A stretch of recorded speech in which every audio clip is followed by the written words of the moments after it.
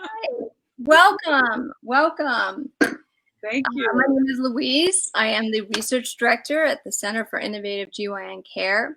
And today I'm really excited because we have two wonderful, beautiful, fun women who are former patients who I met through a mutual friend, but also through our research nurse, Leah Hayworth. And how often do you get to talk to two women, two married women, and by that I mean to each other, who had their fibroids removed 2 days apart. So we're really eager to hear their story and hear a little bit more about their experience.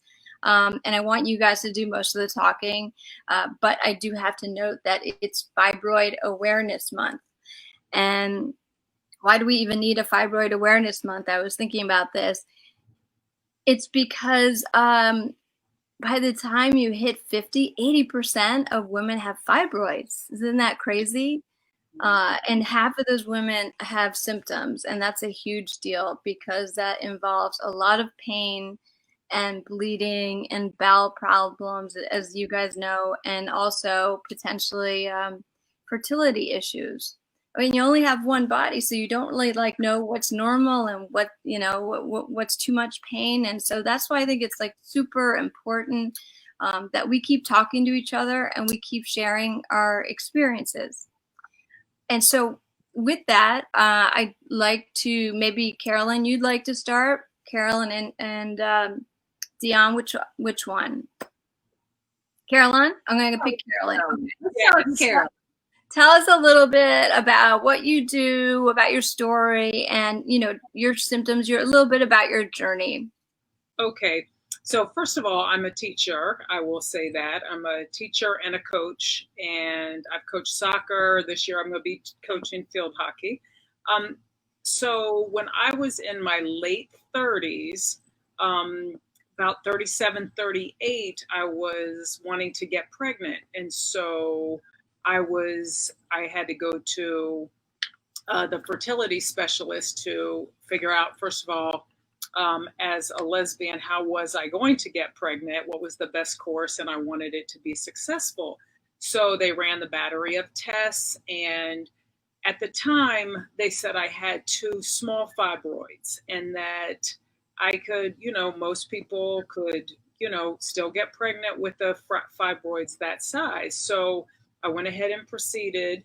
And about 14 months later, I did get pregnant and I ended up miscarrying at about, I think it was like 13 weeks.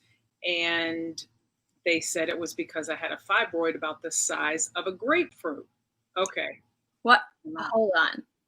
So did they not talk to you about maybe taking these fibroids out before you started that process? Because we know that they just continue to grow, right? Yes. So, this was a long time ago, so I'm going to say I don't recall. Yeah. I remember them saying that at that time that we could proceed and because they were small enough that it shouldn't hinder the fertility process. So you probably would have remembered had they mentioned that you should have them removed. Right? Yes. Yeah, it definitely wasn't that I should have it removed because I was still being seen by a host of a medical team at the time. So that was the first, so that's when I was diagnosed with it, but it wasn't notable to me because I continued on with the fertility process. So it wasn't until afterwards and when I miscarried and they said, you have a fibroid about the size of a grapefruit and this needs to be removed because that's probably what has, caused the miscarriage. So, and then after that, I went ahead and got a consult from my OBGYN and ended up having open surgery at the time to have it removed. So that was the beginning of my journey. That wasn't the end of my journey with fibroids. Well, no, especially having open myomectomy, I'm sure that couldn't have been easy. It was actually, that surgery was horrible for me. Like I said, I've been a coach. I've been very active my whole life, and it was horrible. It was a brutal surgery for me because the recovery time was over 2 months just to get back to work and to regular activity, but I couldn't start working out again until 6 months later. Wow. Wow. I mean, did your doctor talk to you about alternatives, or did you just trust your doctor was, directing you on the right path? I don't recall any alternatives other than open surgery at that time. Exhibit A. So But I don't. half of surgeons don't bring up alternatives when it comes to open, and that's something that we're trying to change. Okay, sorry. Because they said it was so big that that's what they needed to do. Mm-hmm. And then fast forward, then they came back. Several of them. Then the last time I had them, they were monitoring 4 or 5, but one specific one. And now I'm in my early 50s, and they recommended, there were other issues besides the fibroids at that point. Then I had a cyst on my ovary, and so they recommended having a hysterectomy at that point. Okay. And that is when I went to CIGC to meet with Dr. D and get a consult. That's the short of it. Okay. And I have many questions for you, and I'm sure that the audience has questions too. So please feel free to jump in. We'd like to hear about your experience. If you had open surgery, did the doctor mention laparoscopic surgery as an option? Did they insist open was the way to go? And if so, why? So any of that I think would be really interesting. So Dione, did you have a similar experience? So mine was a little different. And at the time Carolyn went through her process, she and I did not yet know one another. I actually grew up in Louisiana, and I left home when I was 22, 23 to join the military. So I was in the military. I had annual medical evaluations plus, right? So whenever I deployed to a ship, or whenever I had to travel outside of the US, I would have medical screenings. And so I'd always had a heavy period. I thought it was normal, didn't think anything of it. And then I left the military, did an exit physical, joined the federal government as a law enforcement officer. So had medical screenings there. And it wasn't until I went to a new gynecologist. I had moved several places. I was in Maryland, finally moved to Maryland, and I was looking for a local gynecologist. So I visited someone, and she was the first person who verbally told me, I think you have a fibroid. So she sent me to get an ultrasound, have it checked. And I later went back and reviewed some of my paperwork from the federal government, the military. And sure enough, there in my medical records was a note that I had a fibroid, but it wasn't brought to my attention until I went to the new gynecologist. I'd even been to, the VA, several different places. It was not brought to my attention. And do you think that was simply because they thought, well, it's a benign growth and we don't want to take you out of active duty status? In a roundabout way, yes. I think it was nothing that precluded my travel for the government. And so it wasn't something that needed to be addressed immediately. That's what I believe. And so it wasn't brought to my attention. It was in my medical record. They annotated it, and I didn't know any different. Question. At that time, they ever ask if you wanted to have kids? They did not. No one ever asked me if I wanted to have kids. Interesting. No. Okay.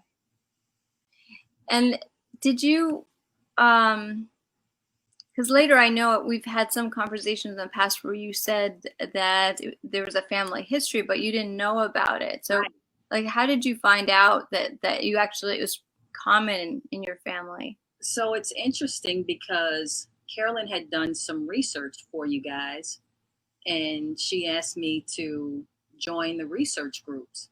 So there I am in the research groups, and you talk about your medical history, and I am annotating in the medical history that I've never had a fibroid. I don't have any family history. And I don't know if it's generational, if it's a Southern thing, but my parents never really wanted to talk about their medical history in front of us kids. And so it always made it very difficult, because what's the first thing you do when you go to the doctor? They ask you about your medical history. So to the best of my knowledge, I would fill it out. My mother had never talked about having fibroids, but I have a cousin who she knows all of the family history, Cousin Colette.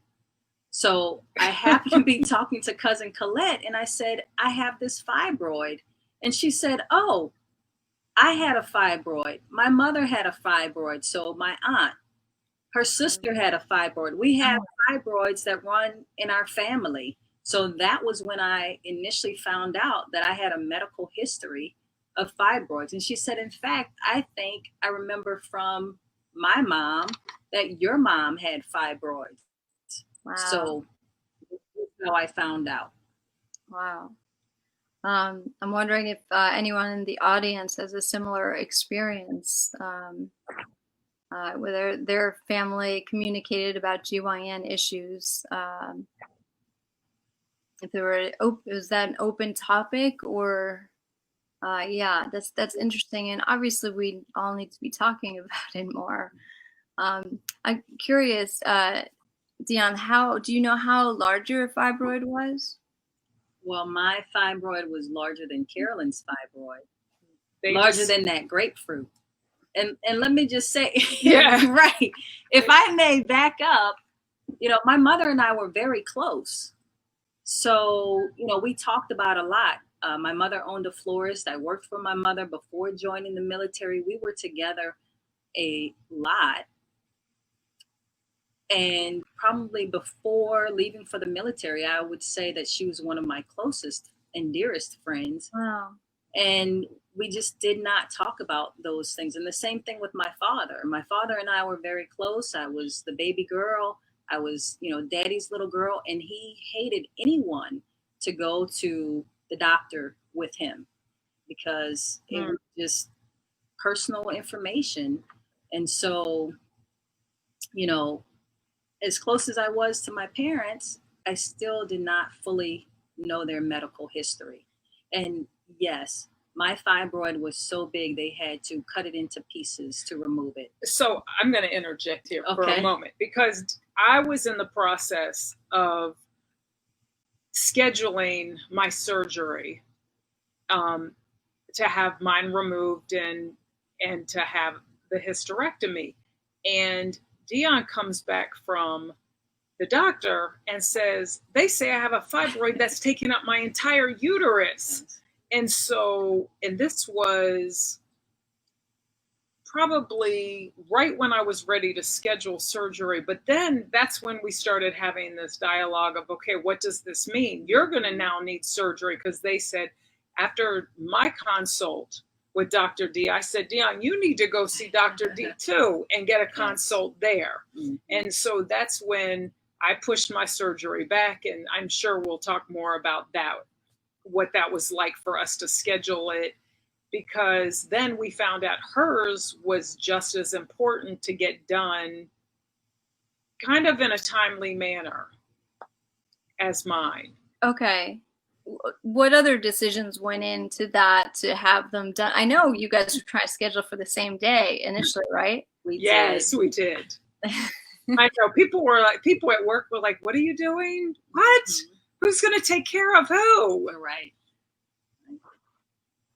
So I'd love to hear a little bit more about that. And what the recovery was like. I'm skipping around a little bit, but that's just such a unique story. I've never heard anything like this. I want to hear who was the bigger wimp, who had more gas pains. Did you have similar experiences? So I'll tell you, I'm going to start. So we decided, we were back and forth. And then when in looking at our schedule, and as as a teacher, it's really hard to take time off during the year. And this was I was trying to schedule it for the end of the summer, beginning of the school year, when I felt like it's always tricky just to figure out when you're going to be out. And my only point of reference for surgery was to be off for those 2 months. And they were like, no, it's going to be 1 week, 1 to 2 weeks. That's it. You're going to be great. And you're healthy, you're fit. It should be great. So then when Dione found out about hers, it pushed it back to more, we thought, let's do it at Thanksgiving. And our reasoning was this: when I had it, she had to take off work at least for a week. And then when I had it, then she'd have to take off for like, we were thinking, well, then how are we both going to manage taking off this much time to take care of one another? How about we bring in our incredible circle of women, and we have it at the exact same time. I have 2 sisters. We have lots of nieces, aunties. I have a daughter. So we were like, let's just bring in this circle of women and have them come in and take care of us. Of course, we ran that by them before we decided to do this. So that's how that happened. And then we thought, well, then we don't really always during the school year get to spend as much time together. So we were like, well, now we get to hang out for a few weeks together too. Yeah, absolutely.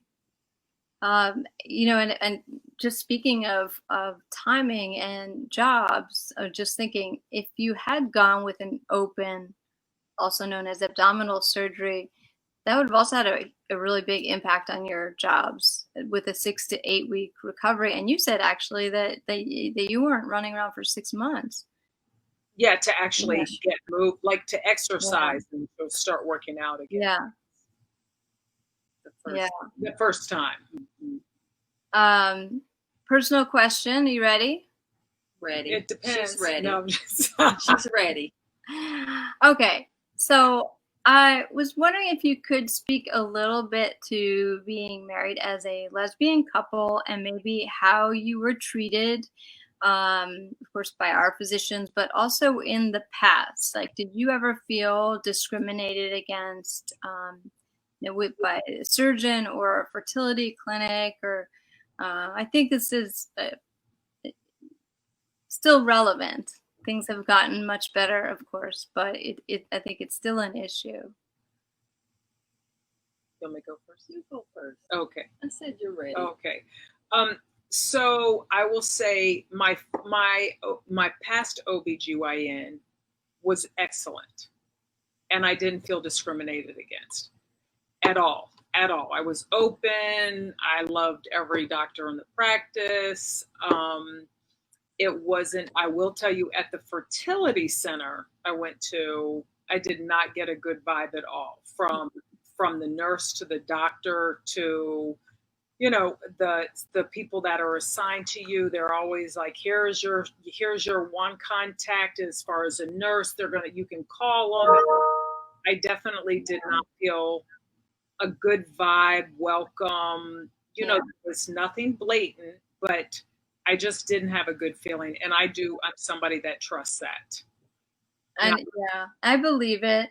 I think also part of it is if you're coming in as an older woman, compared to a 25-year-old, 24-year-old, they're all about the numbers and success rates. And I think that may also play into it. But discrimination is still an issue. And I was really surprised to read this study. It came out just 2 years ago by Harvard that said a sixth of LGBTQ people have experienced discrimination at the doctor's office. And a fifth avoid healthcare appointments due to this word. And that's just 2 years ago where, I felt like we were making a lot of, and by saying we, of course, I am in that category too. We were making a lot of progress, but still, obviously, some work needs to be done. Well, you ask if I ever felt discriminated against. It's tough because I was in the military during the Don't Ask, Don't Tell process. So you could serve and be gay as long as no one knew you were gay. So it's a tough environment. And so, as you go to the doctors, I don't know, it's tough. Yeah. I didn't have any kids. I was not, for the most time, married. Yeah. I've been married to a male before, so a fellow military member, but we were always separated with deployments. We rarely lived together. And it's so quick. The process of military medicine is to make sure you're medically fit to deploy. Yeah. And so, I felt like in the military for a while, I lived in a atmosphere of discrimination because I knew I could not be openly myself. Yeah, that must have been very difficult. Mm-hmm. Now, how is it with Dr. D, Dr. Danilians? I know you guys are like her favorite patients. So Dr. D was great. I ask a lot of questions. Good, as you should. For my health. And so Dr. D, she fielded all of my questions. I feel like she's a bit of an introvert. She can be kind of quiet, but she took as much time as I needed. She made sure she was available, and whatever question I had, she fully addressed it. Because, a lot of times we feel like we're women, so we should know all about our female organs. And that just is not the case, especially when you're talking to a doctor who's, that's their job. And so, I was not bashful about asking my questions. Good. He answered them all. Up to the last minute. To the last minute. The last minute before she got put under. What do you mean by that? So, yeah, she had questions. When Dr. D came in to do the surgery, Dione was just like, Doc, are you okay today? Dione had questions up to the last minute. I was there she went first. I went first. Yes. Yeah. As you know, I had a hysterectomy with the practice because I run the complication numbers, and out of 160 surgeons, their complications are the lowest. So I didn't really dare to go anywhere else. And I know the average time they take for hysterectomies. And so when it was my turn, I'm like, okay, it doesn't take time, doesn't have to be 56 minutes, just, but they do so many of them, and that's what makes them, they're so efficient and so good at what they do. They're efficient and they're quick, but they're still very personable. You still get personalized service. I'm glad to hear that. Yeah. Yes. And I experienced from the very beginning until I still see them because I'm on, they regulate some hormone therapy. And so I just feel like at any time I can call. I mean, we're now 2.5 years out, and I still feel like for anything I can call, I can get a immediate response. I can get in and see either the doctor or the nurse practitioner. I can see anybody and get answers for any concerns I still have. Right. And with that being said, I needed a little extra paperwork because I'm in a field that requires physical fitness. So when I had my surgery, that meant I was not physically fit for duty. So, they had to fill out the paperwork saying that was the case. I was having surgery. And then after my follow-up, there was additional paperwork for evaluation. The doc saying, okay, yep, she's, fully recovered. Now she's back to full medical readiness. So. And did she talk to you about going through menopause and how to kind of avoid going through menopause? I know for some people who have a hysterectomy, they don't necessarily have their ovaries taken out, so that's irrelevant. But then for others who do, did she put you on an estrogen? Yes, but she talked to me about lots of every single option. I at 52 and a half hadn't even started menopause. So she was like, I'm going to recommend something, but you've got to make your own. Here she laid out all the different options. And of course, I was like, I don't want to go straight into it. So, Right. My favorite question is always to say, Doc, what would you do if all these symptoms were yours? So I decided, yes, I'm on a patch, and it's I won't say it's just magical, but it is, because I have fewer symptoms than Dione. So I had a partial. Okay. So that was not really a concern for me.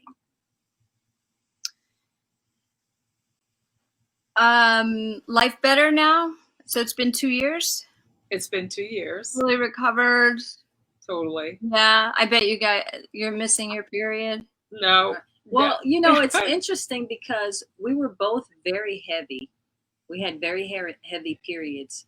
And so we thought that was normal. Yeah. Because it was the same. We only had it was one another extreme to compare. And it was very heavy. So we no longer have those heavy periods. Yes. By the time I went in to have my surgery, before I went in for my consult at CIGC, when I had seen my other OBGYN, they had said that I probably could use a transfusion every month because I was losing that much blood. Oh my gosh. And so I was like, let's just get this done. Let's just take care of this. Yeah. And we didn't know any different because it was the same in the household. Yeah.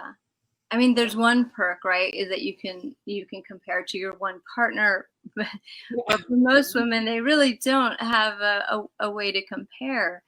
And I suspect that a lot of women do have these GYN conditions and they don't know about it.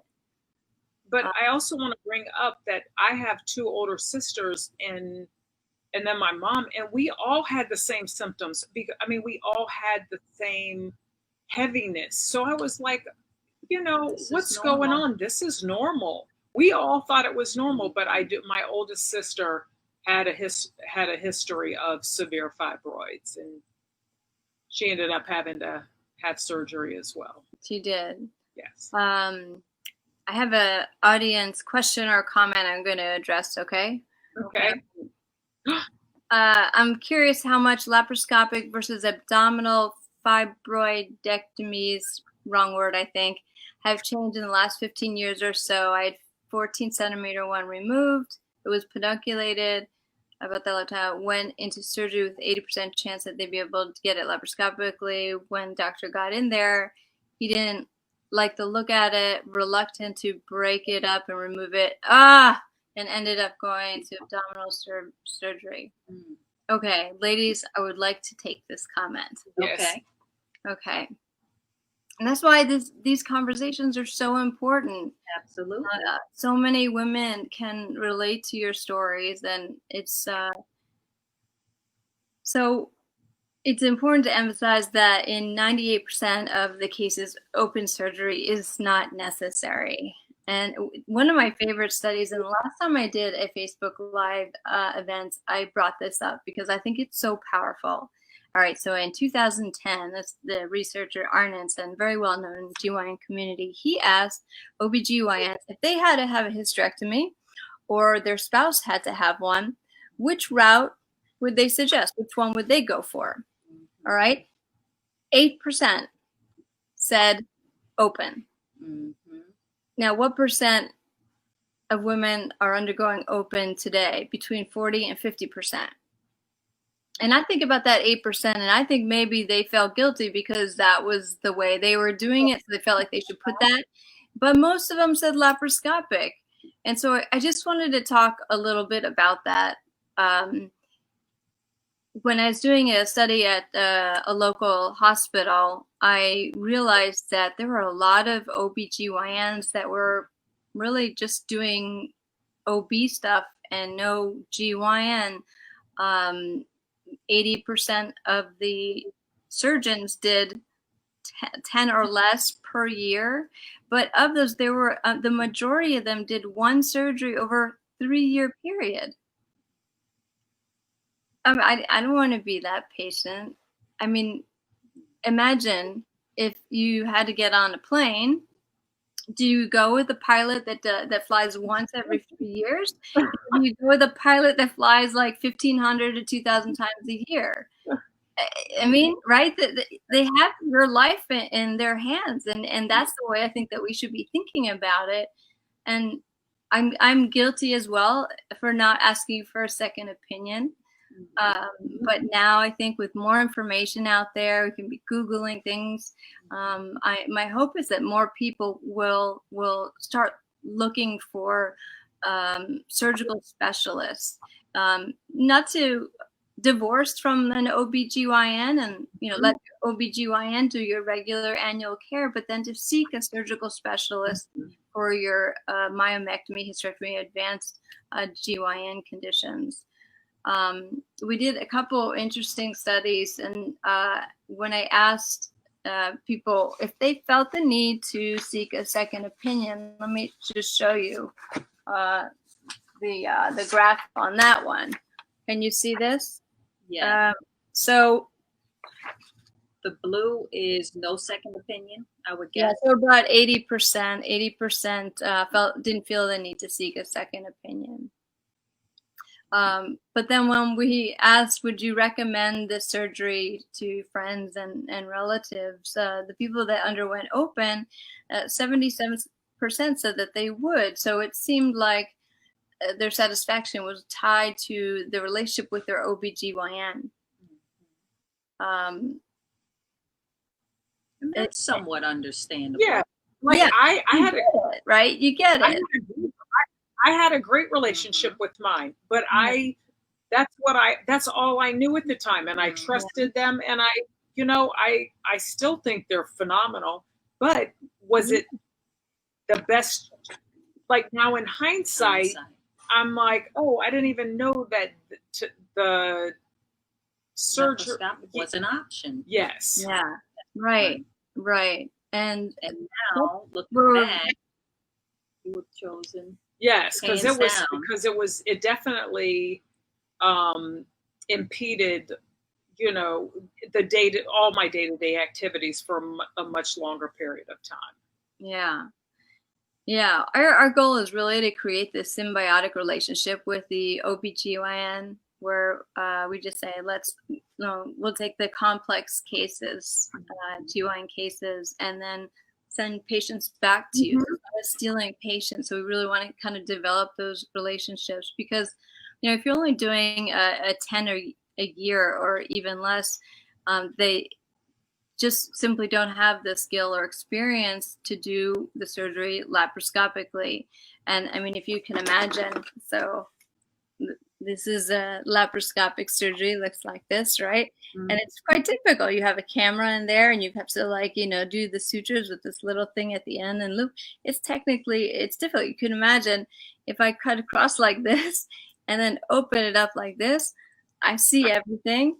I can do all the sutures with my hand. I can tie the knots with my hand. So it's just a much easier surgery. And unfortunately, many of the surgeons just aren't offering the option to refer to a surgical specialist. So I guess that's one of the reasons why we're trying to have some more of these kind of conversations. If you want to compare to our surgery volume, I think I mentioned it, between 1,500 and 2,000. It's that plus their unique surgical technique that brings their complication rate really low when they're so experienced. And honestly, I would definitely not be doing this if the complication rates were high, but I do them myself, and we've actually published them in peer-reviewed journals. So I invite everyone to look them up. It's under my name and the surgeon's name, because it is quite impressive when you compare our complication rate to robotic, which is 3 times as high, or open, which is can be up to 3 to even 5 times as high. So we, really want to get the word out that there are alternatives. And I'm trying to read some comments as I go through here. But what I hear over and over again from our qualitative research from the surveys, that women say that their physicians said their case was too complicated, or their uterus was too big, or their fibroids were too big, and so that they had to do abdominal. And I have a little demonstration here. First of all, so I ran these numbers myself. This is the weight of all the uterine weights that we took out. This is difficult to show. So this is us right here. It goes up to 9,000. That's a uterus. It's a uterus filled with fibroids. And then these are this is open. Here's robotic. You can see this. Now that's 9,000. Do you know what that looks like? I'm sitting on it. Here we go. I weighed this. Mm-hmm. So just imagine this. Our surgeons are taking this out laparoscopically. I mean, they can't do this in 56 minutes. Yeah. They're taking this time, to cut it up and take it out, rather than open a huge scar across the belly, resulting in 8 weeks of surgery. It really is quite remarkable. So I did want to bring that up, because it is possible to take out all different kinds of sizes laparoscopically. It's always like vegetables and fruits, never like a baseball or softball. Have you ever seen what the fibroids look like when they take it out? We got pictures. We definitely they got pictures. It's like, isn't that right? Like yeah, raw, we got pictures. fatty chicken or something. Yes. Yes. It doesn't look like fruit. Yeah, so back to our audience. Is there anything that we could answer for you, Dione and Carolyn? I'd love to answer some questions, or for me as the research director. I think maybe one thing that we didn't mention is that when they're taking this out laparoscopically, it's just 2 tiny ports. And 13% of the time they'll use a third port. But I actually challenged one of my colleagues to find, and then she couldn't find it. So it's through the belly button and then right on the bikini line. So it's like virtually indetectable. Yes. You compare that to robotic, they have up to 7 ports or 7 incisions. So that's another thing that makes the technique quite unique, is just having those 2 very small incisions. And because of that, you're not cutting through the entire stomach, so you can be up and around fairly quickly. Yes. So I had 2 incisions, and a full hysterectomy, but Dione had to have 3, and she had the partial, because her fibroid, they said, took up her entire uterus. I don't think it was the size of that watermelon, because she's not that big. But the cantaloupe. The cantaloupe. Anyway, so she had the 3rd one. So we had a few differences in our recovery. Not many, but a few. So we have another comment from audience member. It said she was happy to hear the talk about the symptoms of the heavy bleeding, because so many women think that it's normal. Mm-hmm. But it may not be. The blood loss left me with almost no iron in my blood. Yes. I have to have iron supplements before I was a candidate for even laparoscopic surgery. Was that something that you were doing before surgery as well? So I didn't need to take the iron supplements. So I altered my diet quite a bit, and I had always been a blood donor from the time I was 18 on, and I had to stop giving blood because I had become anemic, because I was losing so much blood, and my OBGYN was like, you can't give blood anymore. You need to start, you need to pump up your iron in other ways. So I was able to regulate it without supplements, but based on diet. But I definitely had to alter something. Right.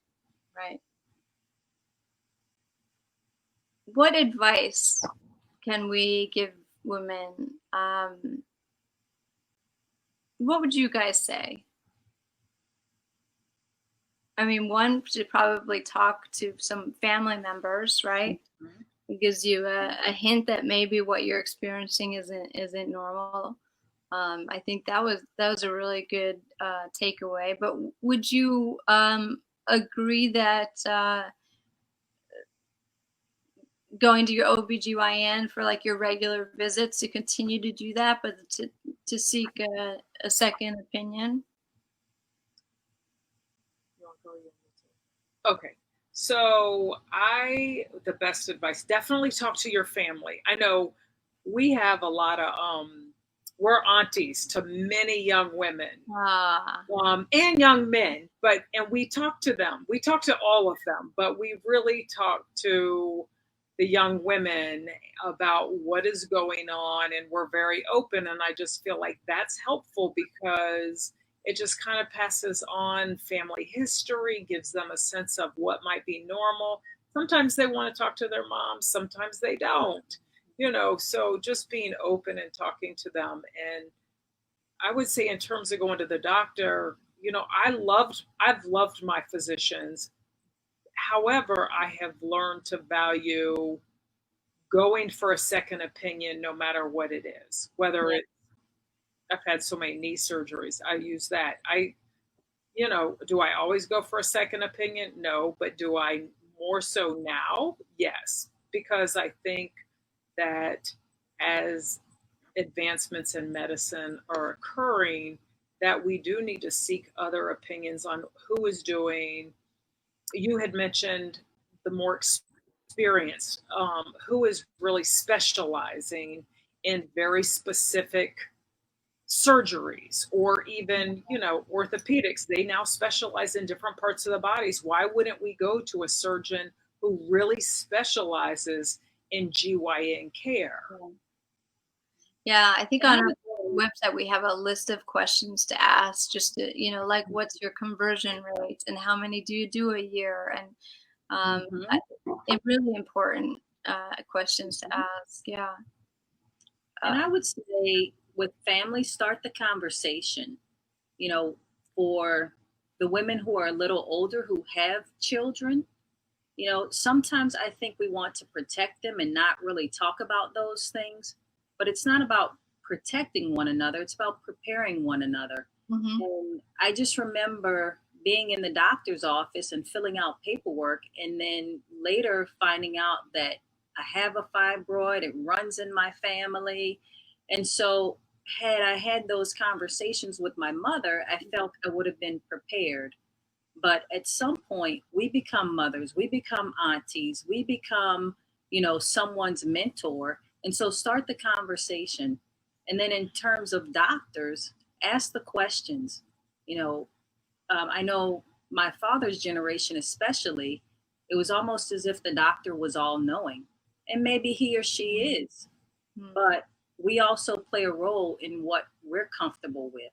And Yeah. so obtaining the information so we can make an educated decision is just as important. Yeah. And back then, like with our parents, they couldn't quickly like Google alternatives. Exactly. Yes. So, Yes. like going to the Ask mechanic or the doctor, it's like whatever they say. I've been to you to 20, for 20 years. Yeah, I trust Mhm. you. Exactly. Another thing I keep hearing, and I would like to see more conversation about, is this watch and wait approach to fibroid management. And I'm Yeah. hearing that more and more. And Carolyn, you started your conversation with that. Um, and it's really heart wrenching. And I read through these surveys, and so often women are told, "Let's just keep an eye on it," um, and then in the end, they have fertility issues. Um, Very often, a physician will offer two options. One is watch and wait, and the other one is hysterectomy. Now, this is usually a surgeon who is maybe a generalist and not an OBGYN, and could do an open hysterectomy, but doesn't feel very comfortable with myomectomy because it's a technically difficult surgery. And then these two are so extreme. There's also an emotional attachment to the female reproductive system. But that watch and wait, that's something that we've been studying for a while, because once there's one, there's more. Like you find a mouse in your house, that they're like cousins and aunts and uncles, babies. They're more. One fibroid, they're usually more. And unfortunately, they continue to grow. So this just gets me so upset, especially when younger women are told to watch and wait, and then they try to go have kids. So this, I don't know if I actually showed you this chart, but when we asked what happened when you followed your doctor's watch and wait approach to managing your fibroid, so 83% said the symptoms got worse. And 81% said the fibroid size increased. So it's just not a good strategy. Not a good strategy. Yeah. And it's hopeful and wishful thinking. The doctor said, well, maybe nothing needs to be done. We can just watch and wait. No one wants surgery if it's not necessary. So that sounds like a great option. But then you get into the follow-up questions. Well, doc, what are the odds that this will grow? Well, doc, what are the long-term implications if we just watch and wait? Yeah. And you ask those follow-up questions, and hopefully you've got a doctor that you trust and you have a great relationship with that can answer those questions. And if not, then maybe you seek a different medical professional. Yeah. And to your point, I mean, there wasn't that much time between when they said Carolyn had fibroids and then suddenly she had a grapefruit. Yeah. All right. Another audience comments. I went to CIGC for lap hysterectomy, but I ended up with a 5 to 20 pound fibroid that was intertwined with my appendix and other organs. I ended up with open surgery to fix all of that, including a blood transfusion. Dr. D and Dr. McCool saved my life. The sonograms need to be better so they can catch that I had one large fibroid. That does sound like a complicated case. And I'm glad you were in the hands of very experienced surgeons. I'm going to scroll down here if there are any other questions, but is there anything else we would like to impart on this audience? Questions that they should be thinking about? What kind of advice do we want? Any other advice do we want to give the audience here? And then I think we're going to have a drink. Whatever. I can't think of anything else. I'm rarely at a loss for words, but right now I am. I can't think of anything else. I think that we actually hit on quite a lot here. Good. And I know that we're going to have a recap of this event published on our blog next week. Oh, there's something that I didn't answer. You asked who was the bigger baby. Yeah. No. No, who was the bigger baby? Oh yeah, I know. Where's the triangle? Where's the triangle? Oh, yes. So I just have to tell this funny story. So Dione, she said before surgery, I need a triangle. How I'm going to be weak.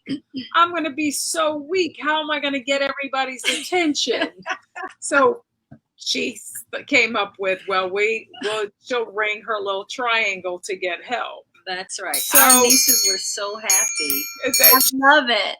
So it's still there. And yes, it's still here. And she was definitely the bigger baby. But I do have one funny story. So, like I said, Dione went first, and then so we got home. I think it was a Tuesday afternoon with her. So I took care of her for Tuesday night and Wednesday night, and then I went in first thing Thursday morning. And my sister came to take care of me, and Dione thought she was going to take me too. Yeah. And we had to say, Dione, you can't go to the hospital with me, or not hospital, to the center with me.